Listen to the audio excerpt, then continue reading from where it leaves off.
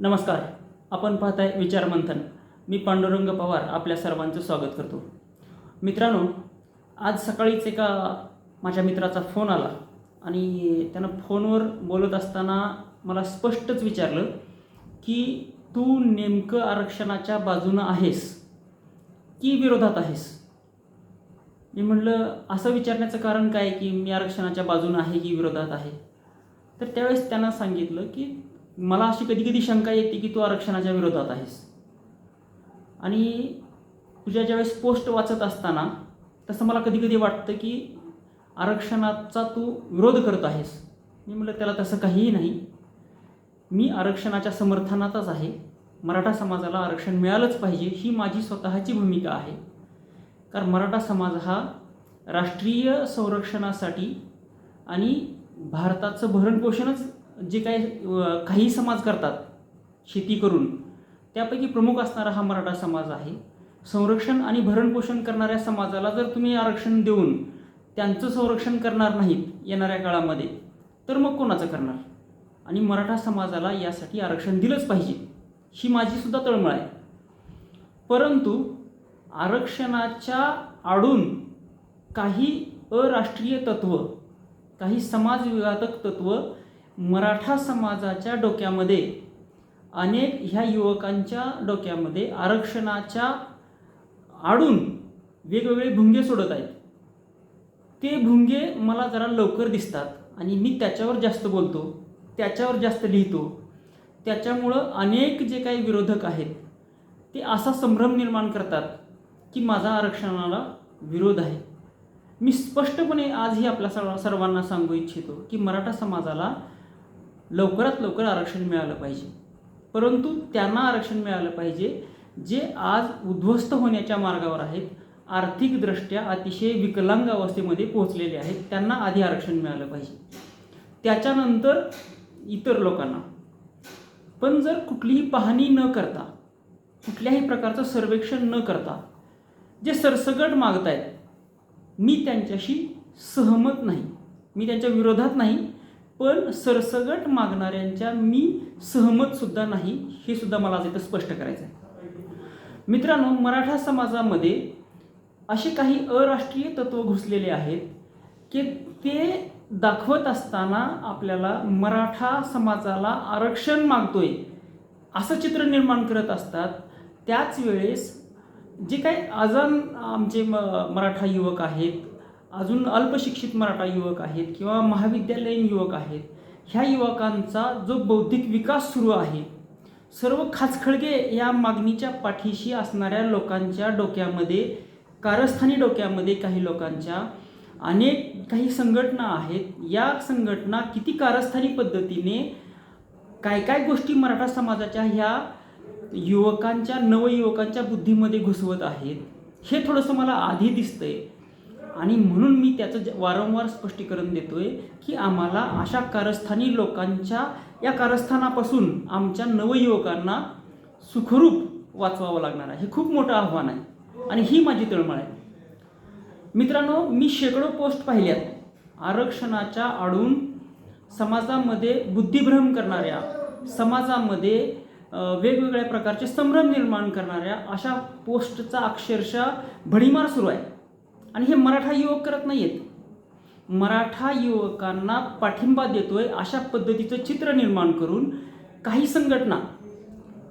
संघटना मराठा समाजामध्ये अशा पद्धतीचा विचार पेरण्याचा प्रयत्न करत आहेत. जो मराठा समाजाचा राष्ट्रीय जो स्वभाव आहे, मराठा समाजाचा स्वतःचा एक स्वभाव आहे. हा समाज स्वतःचं वैयक्तिक प्रगतीच्या पुढं जाऊन राष्ट्राचा विचार करणारा हा समाज आहे. स्वतःच्या आर्थिक हिताचा विचार बाजूला ठेवून, स्वतःच्या अगदी कुटुंबाच्या हिताचा सुद्धा विचार बाजूला ठेवून हा समाज नेहमीच राष्ट्रीय योगदानासाठी पुढं असलेला हा समाज आहे. ह्या समाजाचं हे वैशिष्ट्य आहे. आणि काही संघटना, काही कारस्थानी संघटना ज्या मराठा समाजाच्या सुद्धा नाहीत, या संघटना आमचा हा राष्ट्रीय स्वभाव, आमचा हा प्रखर राष्ट्रवादी बाणा बदलण्याचा आटोकाट प्रयत्न करत आहेत. अशा पद्धतीनं आमच्यामध्ये वेगवेगळ्या प्रकारचे विद्रोही विचार पेरण्याचा प्रयत्न या संघटना करत आहेत, ही माझी तळमळ आहे. हे समजून घ्यायला हवं, हे मला आपल्यासमोर मांडायचं. आरक्षण तर मिळायलाच हवं. आरक्षण ही गरज आहे. आज समाजामध्ये वावरत असताना जी काय आर्थिक भरभराट सर्व समाजाची झाली, काही अनेक विशेष समाज तर प्रचंड पुढं गेले. त्याच वेळेस शेतामध्ये राबणारा समाज आज प्रचंड मोठ्या वेगानं आर्थिकदृष्ट्या उद्ध्वस्त होतो. ह्या समाजाला आरक्षणाची मदत होईल.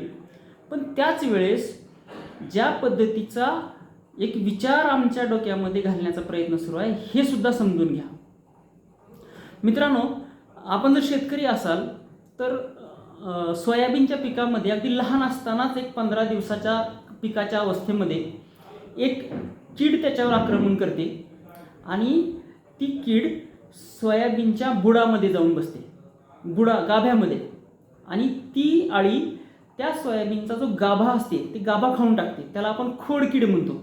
सोयाबीनचं झाड वरून खूप छान दिसतं, अगदी हिरवगार दिसतं, पण त्याच्या आतमधला जो पूर्ण गाभा असतो तो ती अळी खाऊन टाकते आणि त्या सोयाबीनच्या भविष्यामध्ये ते झाड अक्षरशः निरुपयोगी ठरतं, किंवा त्यानं जर उत्पन्न दिलंच त्या झाडानं तर अत्यल्प उत्पन्न देतं आणि हळूहळू झाड ते वाळून जातं. अशा पद्धतीचे अनेक खोडकिडे आमच्या मेंदूमध्ये घुसवण्यासाठी या विद्रोही संघटना प्रयत्नशील आहेत. या संघटना सध्या सोशल मीडियामध्ये सरळ सांगत आहेत की जर आरक्षण नाही तर मतदान नाही, किंवा दुसरी पोस्ट, आरक्षण नाही तर पुढाऱ्यांना गावबंदी करा, आरक्षण नाही तर मग आम्ही धर्म सोडायचा का, किंवा काही पोस्टमध्ये तर अशा पद्धतीनं मांडणी केली चालली आहे की हे हिंदुत्ववादी सरकार आम्हा मराठ्यांना आरक्षण देणार आहे की नाही. म्हणजे हिंदुत्ववादी सरकार आणि मराठा हे काही वेगळे आहेत का? हिंदू धर्म आणि मराठा हे काही वेगळे आहेत का? अशा पद्धतीचा खोडकिडा आमच्या बुद्धीमध्ये घालणारे हे लोक आम्हाला ओळखून घ्यावे लागतील, अन्यथा त्या सोयाबीनच्या त्या रोपासारखी आमची अवस्था होईल ज्याच्यामध्ये खोडकिड्यानं घर केलेलं आहे. असे खोडकिडे आमच्या डोक्यामध्ये घुसवत आहेत. आम्ही प्रचंड राष्ट्रवादी, राष्ट्रीय हितासाठी काम करणारा समाज आहोत. राष्ट्रीय हितासाठी प्राणार्पण करणारा आम्ही समाज, आमचा इतिहास असा आहे.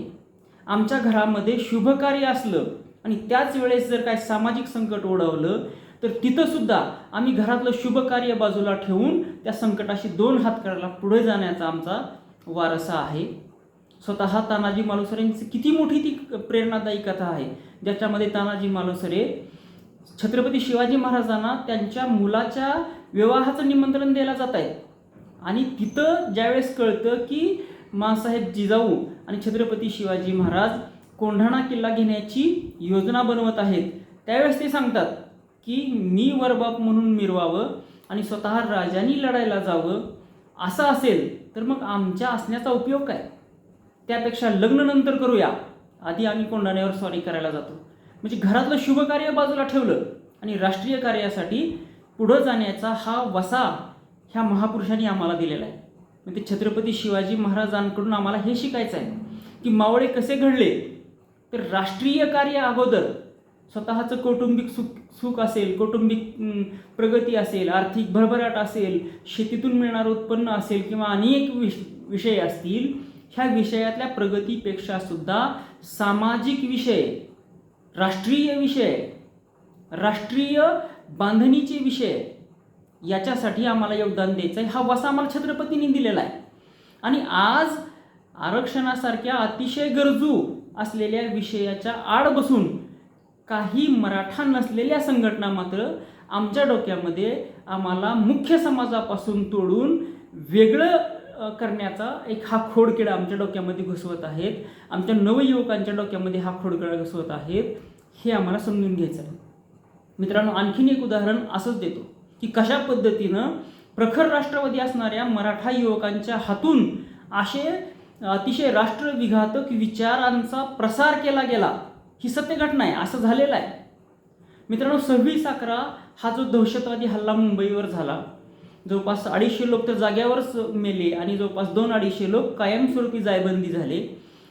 छत्रपती शिवाजी टर्मिनसवर तो गोळीबाराचा हल्ला असेल, ते कामा हॉस्पिटल असेल, अतिशय नियोजनबद्धरित्या पाकिस्तानहून आलेल्या 10 अतिरेक्यांनी हा हल्ला केला. अतिशय जीवितहानी झाली, मोठ्या प्रमाणामध्ये रक्तपात झाला. त्याच्यामध्ये अनेक मोठे अधिकारी, पोलीससुद्धा हा हल्ला परतवून लावण्यासाठी जात असताना त्याच्यामध्ये प्राणार्पण त्यांना करावं लागलं. या हल्ल्याच्या नंतर शेवटचा जो एक अतिरेकी मोहम्मद अजमल कसाब, ज्याला जिवंत पकडलं, ते स्वर्गीय तुकाराम ओंबळे यांनी स्वतःच्या जीवाची पर्वा न करता हातामध्ये केवळ एक लाठी घेऊन ते त्याला पकडायला धावले. मोहम्मद अजमल कसाबने AK-47ने बेछूट केलेला गोळीबार स्वतःच्या संपूर्ण शरीरावर झेलला आणि त्याला मिठी मारली. आडवा पाडून त्याच्या छातीवर बसणारा हा वीर म्हणजे तुकाराम ओंबळे, हा खरा मराठा. असं संपूर्ण ही संपूर्ण हल्ला झाला. आणि तिथं तुकाराम ओंबळेंनी एक जिवंत अतिरेकी पकडल्यामुळे समजलं की हा हल्ला पाकिस्तानहून आलेल्या अतिरेक्याने केलेला आहे. त्यावेळच्या राज्यकर्त्यांनी मात्र एक दुसरीच कथा रंगवली की हा हल्ला हिंदुत्ववाद्यांनी घडवून आणलेला आहे. त्यावेळच्या राज्यकर्त्यांनी अशा पद्धतीचा भ्रम पसरवण्याचा आटोकाट प्रयत्न केला की हा हल्ला हिंदुत्ववाद्यांनी घडवून आणलेला आहे. याच्यामध्ये सर्वात मोठा पुरावा ठरला तो तुकाराम ओंबळे यांनी हा जो पकडलेला जिवंत अतिरेकी होता, या हल्लेखोराला जिवंत पकडल्यामुळं हा भ्रम संपूर्ण संपुष्टात आला आणि कळलं की हा हल्ला पाकिस्तान पुरस्कृत आहे. या हल्ल्याचा पुढं कोणताही तपास झाला नाही. या हल्ल्यामध्ये कुठलेही स्थानिक जे शेकडो मदतगार इथले होते त्यांना कुठेही पकडण्यात आलं नाही. इथल्या कुठल्याही स्थानिक ज्या काही हस्तक होते अतिरेक्यांचे त्यांच्यावर कुठलीही कारवाई झाली नाही. केवळ एका मोहम्मद अजमल कसाब याला फासावर चढवलं आणि हा अध्याय संपूर्ण संपुष्टात आला. आता खरी इथून पुढची वेगळीच खेळी राज्यकर्त्यांनी खेळली. तिथं हा हल्ला पुन्हा सिद्ध झालं की हा पाकिस्तानच्या अतिरेक्यानं केलेला हल्ला आहे. जिवंत त्याला पकडलंय, त्याला फासावर चढवलंय. भारतीय न्यायव्यवस्थेच्या संपूर्ण असलेल्या प्रक्रियेचं पालन करून ही संपूर्ण प्रक्रिया पार पाडली. तरीसुद्धा त्यावेळच्या राज्यकर्त्यांनी मराठा युवकांच्या डोक्यामध्ये असाच एक खोडकिळा सोडला होता आणि दुर्दैवानं मराठा समाजातल्या काही संघटना या विद्रोही संघटनांच्या नादी लागून त्यांचा जो हा भ्रम पसरवण्याचा कार्यक्रम जो होता, हा मराठा युवकांच्या हातून हा भ्रम पसरवण्यामध्ये काही अंशी यशस्वी ठरले. मित्रांनो, त्यावेळेस शमशुद्दीन मुश्रीफ नावाच्या कोणीतरी एका निवृत्त पोलीस अधिकाऱ्यानं पुस्तक लिहिलं की हू किल्ड करकरे. हेमंत करकरे नावाचे उच्च पोलीस अधिकारी तर त्या हल्ल्यामध्ये शहीद झाले होते. त्यांनी प्राणांचं बलिदान दिलं अतिरेक्यांना अडवण्यासाठी. अनेक अशोक कांबळेसारखे झुंजार असे अधिकारी इथं आपल्या प्राणाला मुकले. विजय साळसकर सारखा अतिशय मोठा आणि खमक्या अधिकारी तिथं आपलं बलिदान देऊन गेले. आणि अशा अधिकाऱ्यांच्या बलिदानावरच संशय करणारं हू किल्ड करकरे असं पुस्तक ह्या शमशुद्दीन मुश्रीफनं लिहिलं. आणि ह्या पुस्तकामध्ये हा हल्ला पाकिस्तानच्या दहशतवाद्यांनी केलेला नसून राष्ट्रीय स्वयंसेवक संघाच्या हिंदुत्ववादी लोकांनी हा हल्ला घडवून आणला अशा पद्धतीचा भ्रम त्या पुस्तकामध्ये मांडण्यात आला. आणि ह्या शमशुद्दीन मुश्रीफची पुस्तकं जे हू किल्ड करकरे नावाचं पुस्तक होतं, ह्या करकरेचा संदर्भ मालेगाव बॉम्बस्फोटामध्ये ज्या पकडलेले साध्वी प्रज्ञा सिंह असतील किंवा त्यांच्यासोबत आणखीन जे काही पोलीस अधिकारी वगैरे त्यावेळेस पकडण्यात आले होते यांच्याशी जोडला गेला आणि त्यांच्यावर कारवाई केली हेमंत करकरे यांनी. म्हणून या साध्वी प्रज्ञा सिंह यांच्यावर अटक केली, त्यांच्यावर कारवाई केली. यावर चिडून जाऊन हिंदुत्ववादी लोकांनी करकरे यांना मारलं, करकरे यांचा खून केला. अशा पद्धतीचा अतिशय राष्ट्रविघातक भ्रम ह्या शमशुद्दीन मुश्रीफनं त्याच्या पुस्तकामध्ये मांडला. आणि आमची पोरं या शमशुद्दीन मुश्रीफाची व्याख्यानं आयोजित करायला लागली. त्याच्या पुस्तकाची पारायणं सुरू झाली, त्याच्या पुस्तकाची जाहीर चर्चा सुरू झाली. आणि आमच्या काही संघटना या शमशुद्दीन मुश्रीफाचा उदो करताना सोशल मीडियामध्ये प्रचंड याच्या सर्व अजूनही उपलब्ध आहेत. अजूनही आमचे लोक त्याचा शमशुद्दीन मुश्रीफचा उदो करायला लागले. म्हणजे प्रचंड राष्ट्रीय पुनर्बांधणीचा, राष्ट्रीय जो काही ठेवा आम्हाला छत्रपती शिवाजी महाराजांनी आमच्यामध्ये पेरला होता, त्या समाजाचे लोक शमशुद्दीन मुश्रीफच्या या पुस्तकाचा प्रचार करताना मी स्वतः पाहिलेले आहेत. आणि म्हणून माझी तळमळ आहे की मराठा समाजाच्या युवकांमध्ये, त्यांच्या डोक्यामध्ये हे जे वेगवेगळे खोडकिडे इंजेक्ट करायचं सुरू आहे, यांच्या डोक्यामध्ये वेगवेगळ्या प्रकारचं धर्मापासून दूर नेण्याचं राष्ट्रीय बाणा जो आहे, राष्ट्रीय एकात्मतेसाठी आम्ही जी केलेलं कार्य आहे, राष्ट्रासाठी बलिदान देण्याची जी आमची उर्मी आहे, या सर्व राष्ट्रीय स्वभावापासून आम्हाला दूर नेण्याचं हे षडयंत्र सुरू आहे. हे सर्व मला थोडंसं आधी दिसतंय आणि म्हणून मी ते पोटतिडकीनं मांडतोय.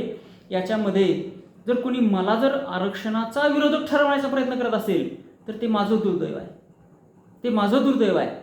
मी इतक्या तळमळीनं सांगून सुद्धा जर कोणाला तसं वाटत असेल की मी मराठा आरक्षणाचा विरोध करतोय वगैरे, तर ते माझं दुर्दैव आहे.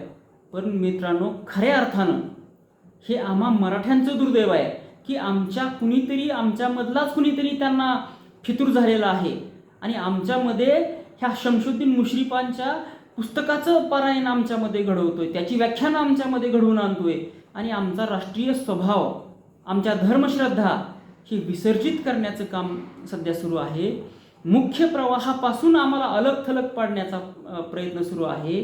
ज्या पद्धतीनं जर्नेल सिंह भिंद्रनवाले याने प्रखर राष्ट्रवादी असलेल्या गुरु गोविंद सिंह असतील, गुरु हरिदयाल सिंह असतील, गुरु तेग बहादूर असतील, गुरु गोविंद सिंहाची 6 आणि 9 वर्षाची झुजार सिंह आणि फतेसिंहासारखी आत्मबलिदान देणारी मुलं असतील आणि धर्मासाठी, देशासाठी स्वतःला चुन्यामध्ये आणि त्या दगडमातीमध्ये स्वतःला